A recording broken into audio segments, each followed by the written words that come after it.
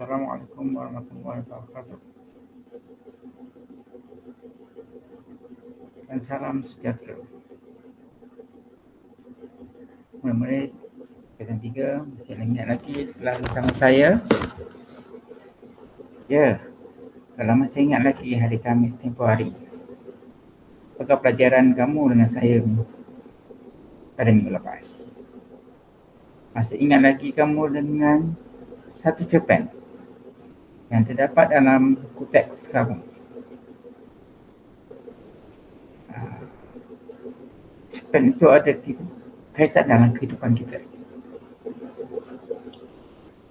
Mungkin kalau siapa yang biasa pergi ke pasar, ya, ikut ibu bapa dia, ataupun biasa pergi ke kenduri kendara, makanan itu biasa dihidang. Ya, tak lain tak bukan apa lagi ialah tentang tapai ubi. Saya suka mengambil sedutan semula cerita itu untuk ingatan kamus. Ya. Saya cuba tarik perhatian kamu.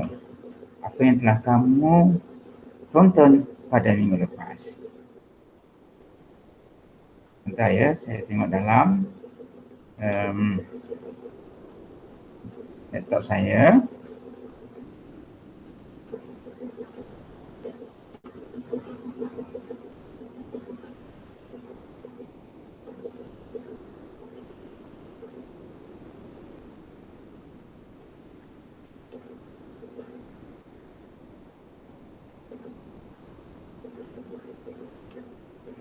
Parjo ialah anak Wak Salikun yang merupakan pengusaha tapai ubi yang terkenal di tempat mereka.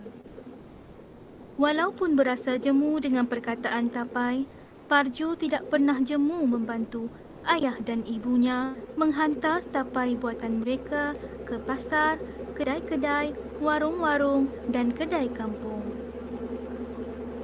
Dia juga menghantar tapai-tapai itu ke mana-mana sahaja yang ada tempahan. Parjo juga sudah sebati dengan gelaran Parjo Tapai kerana sejak kecil dia sering menjinjit karung tapai ke kantin sekolah. Parjo berasa malu tetapi dia sudah biasa, malah dia bangga dapat membantu ibu bapanya mencari rezeki. Parjo kagum dengan semangat dan kegigihan ayah dan ibunya bekerja keras mencari rezeki dengan membuat dan menjual tapai ubi. Mereka tidak pernah jemu dengan proses membuat tapai ubi yang berulang dan rumit itu saban hari. Ayahnya akan ke kebun untuk mencabut ubi kayu pada setiap pagi. Ubi-ubi itu dibawa pulang dan ibunya pula akan mula mengopek untuk membuang kulit coklatnya. Parjo biasanya membantu ibunya memotong ubi-ubi yang telah dikopek oleh ibunya. Ubi-ubi itu kemudian direbus sehingga empuk dan sedia untuk proses seterusnya. Parjo kadang-kadang berasa kasihan melihat ibunya yang tekun benar untuk menyediakan mata pencarian mereka. Sejak kecil, ayah dan ibunya sudah berniaga tapai ubi. Walau bagaimanapun, ayah dan ibu Parjo kelihatan gembira dengan kerja-kerja tersebut. Mereka melakukannya dengan senang hati serta mematuhi semua pantang larang membuat tapai. Tapai ubi Wak Salikun sangat laris dan mendapat banyak tempahan. Berkat hasil jualan itulah Parjo dan adik-adiknya disekolahkan. Mereka membesar berkat usaha ayah dan ibunya membuat dan menjual tapai ubi. Tapai-tapai ubi yang sudah siap dibalut dengan daun pisang itu dimasukkan ke dalam bakul dan sedia untuk dijual. Parjo berbangga dengan kegigihan ayah dan ibunya. Hasil jualan tapai itu digunakan untuk membesarkan rumah mereka. Ayahnya tidak perlu lagi meletakkan ubi di atas para. Bakul berisi tapai itu hanya diletakkan dan diperapkan seharian di dalam sebuah bilik khas untuk sebelum boleh dijual. Grammarly can help you write quickly and confidently, so you never have to slow down at work.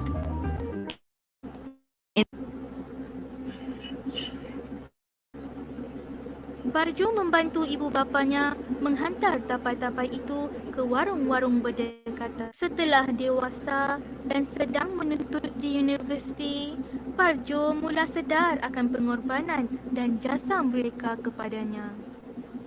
Hasil jualan tapai itulah yang digunakan oleh ibu bapanya untuk menampung pelajarannya hingga menjejakkan kaki ke Menara Gading. Parjo berjaya masuk ke Fakulti Perubatan setelah menamatkan pelajaran selama 2 tahun di sebuah pusat matrikulasi. Semasa berada di kampus, sesekali Parjo merindui tapai ubi ibunya. Dia mengagumi kehebatan ibu bapanya membuat tapai ubi. Pada suatu hari, Profesor Haida memberitahu bahawa mereka akan membuat projek baru, iaitu projek tapai ubi. Parjo yang kelihatan terkejut mendengar kata-kata Profesor Haida itu mengimbas kembali zaman kanak-kanak yang dipenuhi memori membuat tapai ubi. Rakan-rakan Parjo tidak tahu hubungannya dengan tapai. Parjo terkenang akan kegigihan ibu bapanya mengurus perniagaan tapai ubi walaupun sudah berusia. Profesor Haida memberitahu bahawa ada penemuan yang membuktikan tapai ubi dapat membantu mengurangkan serangan kanser. Mereka perlu membuat kajian untuk membuktikan penemuan tersebut.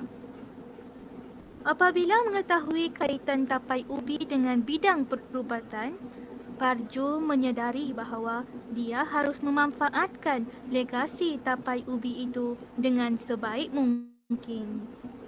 Parjo mula menjalankan penyelidikan dan dia berasa gembira apabila penemuan awalnya mendapati kebenaran tentang tapai ubi dan hubungannya dengan pencegahan kanser. Proses penapaian ubi menghasilkan sejenis bahan bakteriosin yang dihasilkan oleh sejenis bakteria asid laktik terpencil daripada tapai ubi. Parjo membayangkan pasti ibu bapanya terlopong jika dia memberitahu mereka bahawa nama saintifik tapai ubi itu ialah Manihot esculenta. Hal ini kerana mereka hanya tahu membuat dan menjual tapai ubi. Penemuan itu mendesak Parjo untuk menelusuri semua perkara tentang kanser.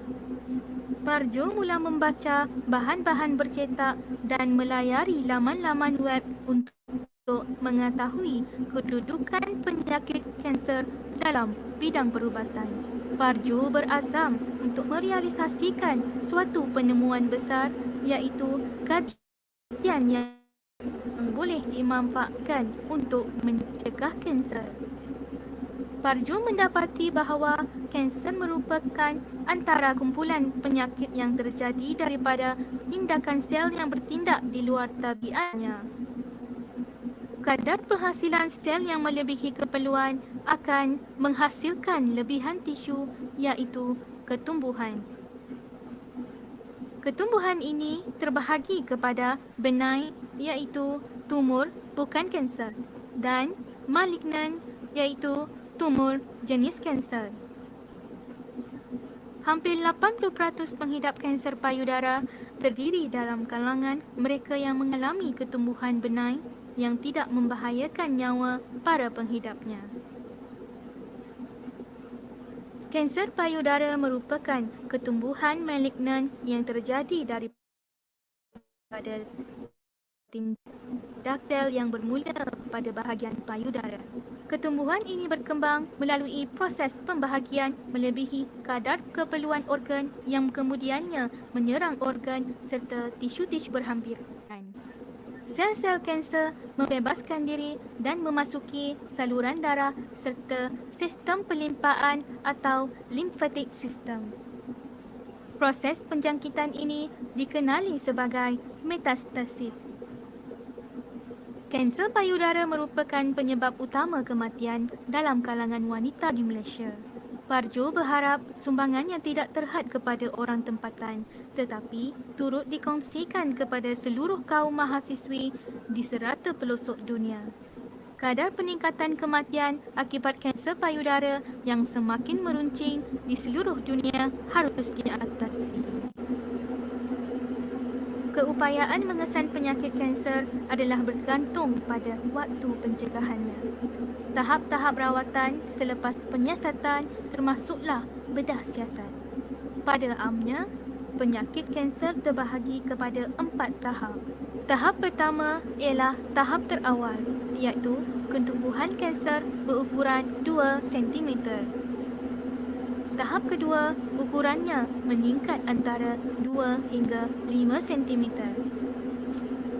Pada tahap ketiga, serangan kanser melibatkan limfa ketiak, kulit ataupun otot pada bahagian dada. Tahap terakhir pula, serangan kanser merebak ke organ-organ lain seperti limfa pada leher, paru-paru dan hepar. Pada peringkat ini, kadar kesinambungan hayat berkait rapat dengan tahap penghidapan pesakit membuat diagnosis. Daripada pembacaan semua bahan bacaan dan kajian tersebut, Parjo sangat memahami tentang bahaya penyakit kanser. Parjo berasa sangat lega apabila mengetahui tapai ubi menghasilkan sejenis bakteria yang bermanfaat kepada manusia. Parjo berjaya membuktikan bakteriasin menunjukkan keputusan positif dalam menghalang pertumbuhan sel-sel kanser. Penemuan itu mendapat pengiktirafan daripada banyak pihak. Parjo berjaya menamatkan pengajian kedoktoran dengan cemerlang. Kajian tentang tapai ubi dipandang tinggi oleh pihak universiti. Hasil kajian itu dibawa ke peringkat antarabangsa untuk diperakuikan keberkesanannya walaupun pada tahap yang masih awal. Parjo berazam untuk meneruskan kajian tersebut. Wak Salikon terkejut apabila Parjo memberitahu bahawa tapai ubi boleh dijadikan ubat pencegah kanser. Tidak pernah terlintas dalam fikirannya bahawa makanan tradisi turun-temurun itu dapat dijadikan penawar penyakit berbahaya seperti kanser. Pada masa yang sama, dia berasa gembira apabila membayangkan tempahan tapai ubinya semakin meningkat. Pendapatannya juga pasti berlipat ganda. Pada majlis convocation, Parjo membawa emak dan ayahnya bersama-sama. Parjo mengatakan bahawa kejayaan kajiannya merupakan berkat kajian terhadap tapai ubi ayah dan ibunya. Wak Salikon pula mengatakan bahawa kajian tersebut akan membuat perniagaan mereka bertambah maju dan terkenal. Pada Parjo, ayah dan ibunya memang layak merasai kemewahan atas usaha gigih mereka selama ini. Parjo memperkenalkan emak dan ayahnya kepada rakan-rakan yang datang mengucapkan tahniah atas kejayaannya. Dia juga menceritakan dengan bangganya bahawa kejayaannya adalah hasil inspirasi emak dan bapanya yang merupakan pengusaha tapai ubi yang terkenal di kampung mereka. Hasil kajian Parjo mula dihebahkan dan mendapat pengiktirafan sekaligus meningkatkan permintaan terhadap tapai ubi secara mendadak. Tapai ubi mula menjadi perusahaan secara komersial oleh banyak pihak dan mula mendapat tempat dalam kalangan orang ramai. Malah, tapai turut menjadi antara hidangan utama termasuk di hotel-hotel besar di seluruh negara. Perusahaan tapai ubi Wak Salikon semakin berkembang. Sebuah bangunan kilang khusus didirikan agar pengeluaran dapat dipertingkatkan. Dengan bilangan pekerja sudah bertambah, ayah dan ibu Parjo menjadi pengurus besar sebuah syarikat pengeluaran tapai ubi. Parjo pula bekerja sebagai pensyarah perubatan di sebuah universiti.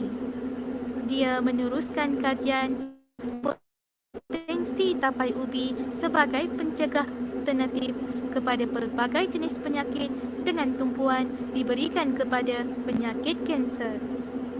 Parju berbangga kerana hidup dalam legasi tapai ubi.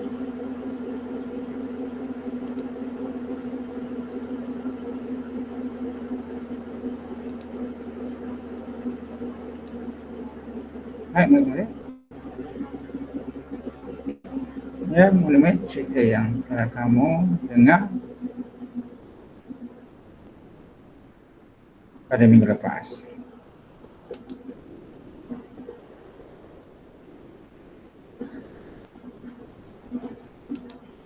Saya percaya, ya, Murid Terang pun menyiapkan kerja tugasan yang saya beri, iaitu menulis ringkasan ataupun sinopsis cerita.